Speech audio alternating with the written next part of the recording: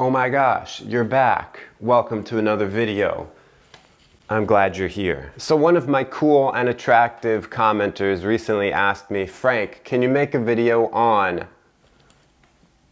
how to deal with fear? Why, yes, I can. Thank you for asking. First of all, I think it's important, nay, necessary, to define what fear is, because it's much easier to deal with something when you can put it into words and not just be like, I feel things, So fear ultimately is a defense mechanism meant to keep us safe. The only reason that we are here today is because every generation before us has survived.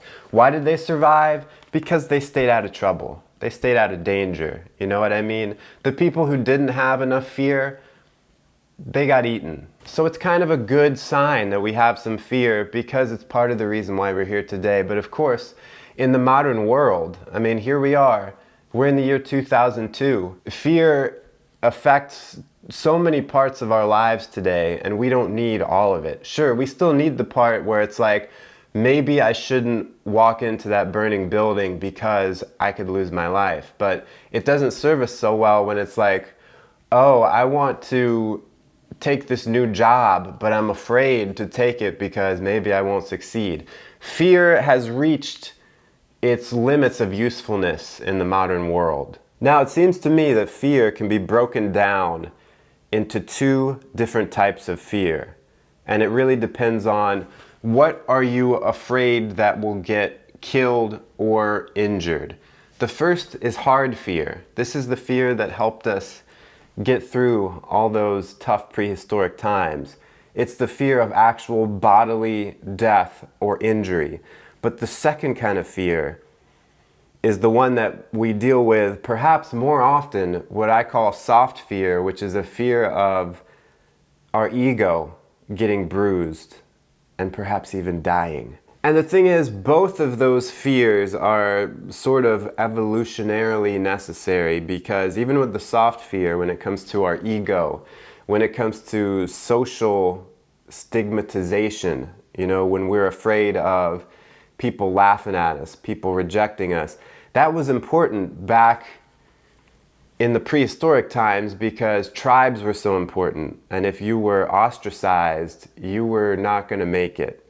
So we still have both of those fears with us today, of bodily harm and of the more ego harm. So you have those two basic kinds of fears, and then you can break it down even further into immediate fears or projected fears. It's just kind of the difference between, if I stand on this ledge, I might fall, that's immediate, or if I leave my job to work for myself, that's a projected risk of, in several months' time, I might realize this was not a great direction to go. If you want to splice it down even further, you can have passive or active fears. Active fears are like, if I do this, it's a risk. Passive fears are like, I might not do anything and there's still a risk. Things could happen to me. So a few things to realize is that hard and soft fears can be equally difficult. Doesn't matter if you might actually die or if you might just die of embarrassment.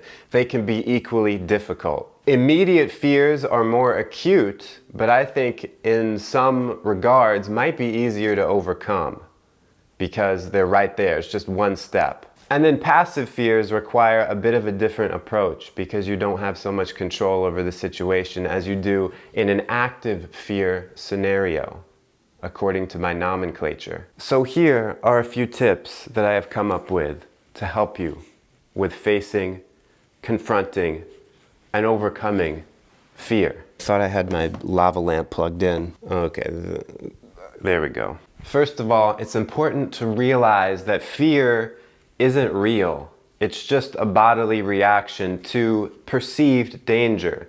I say perceived danger because the danger may or may not be real.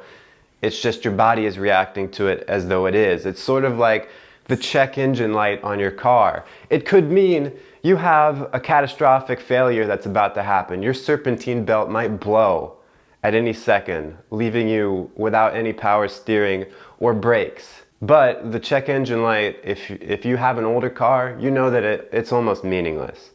The check engine light basically means, I'm bored, I'm gonna turn on the check engine light right now.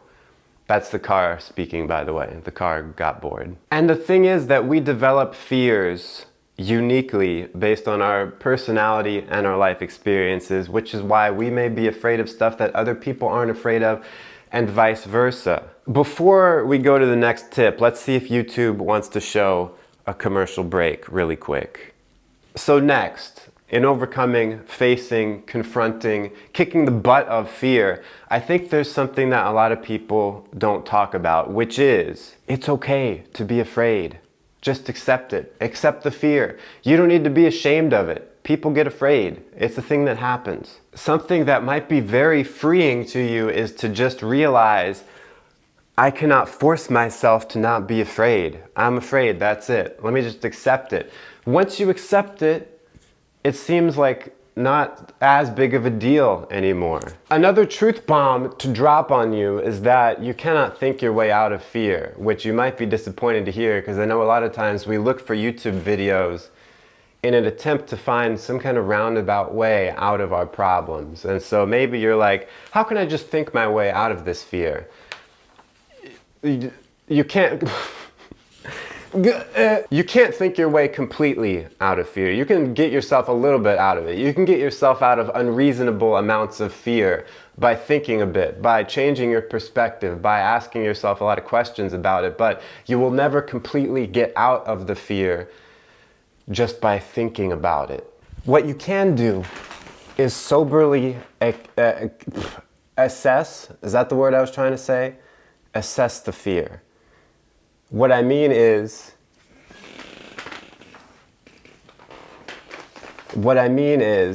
ask yourself a few questions. First up, what is the worst case scenario with going through with this thing that I'm afraid of? What is the absolute worst case scenario? Let's say you want to do an open mic night. You want to try out some new jokes that you've come up with. You want to do a little stand-up, but you've never done it before. You're going to be very afraid. You're going to be as afraid as if you were going to jump out of an airplane. What's the absolute worst thing that could happen? Well, you could terribly bomb. No one in the place would laugh. They would throw tomatoes at you. They would call you an idiot. They would shame you. They'd take a video and put it up on YouTube and say, look at this loser, epic fail. And you would feel embarrassed. That's the worst thing that would happen. Or if you want to look at that plane example, jumping out of a plane, you're going to be afeared, right? What's the absolute worst thing that could happen if you go skydiving? The parachute will malfunction and you'll hit the ground, or the plane will blow up in midair. Then the thing to ask yourself after that is, what is the best case scenario? If I'm doing stand-up, I could totally kill it. Everyone would love me. Jerry Seinfeld would be in the audience and he'd offer me my own TV show on the spot. If you're going skydiving, what's the absolute best case scenario? You jump out of the plane and you have a bunch of fun and you become a skydiver forever, for life. Then realize that the reality of the situation is going to be somewhere in the middle of those two. It's not going to be the worst thing that could ever happen. It might be bad, but it's probably not also going to be the best thing that ever happened. But in my experience, it always trends a little bit more towards the best possible outcome rather than the worst. But at least acknowledging what the worst thing that could happen is a good way to get it out into reality. You know, when you have a sort of nebulous fear that's like, I don't know what's going to happen, man. I don't know, it could be bad. It's a lot less scary to be like, okay, this is actually the worst thing that could happen. And then how would I deal with that? And if I'm jumping out of a plane and I'm dealing with dying, I guess there's not much of a way I could deal with that at that point. But you know what I mean. Now that you have soberly assessed the fear and you know what the worst possible outcome is and what the best possible outcome is, there's one of two things you should do. Either plan more, get more prepared for those eventualities, or, depending on your personality, plan less. What does that mean? You might wonder. For some of us frisky ponies, we like to plan a lot about everything. We like to feel super prepared. We're very controlling people. Those kind of people might want to consider preparing a little less, planning a little less, just facing the fear, just doing it. But then there are some of us who don't really like to plan anything. We just kind of like fly by the seat of our pants.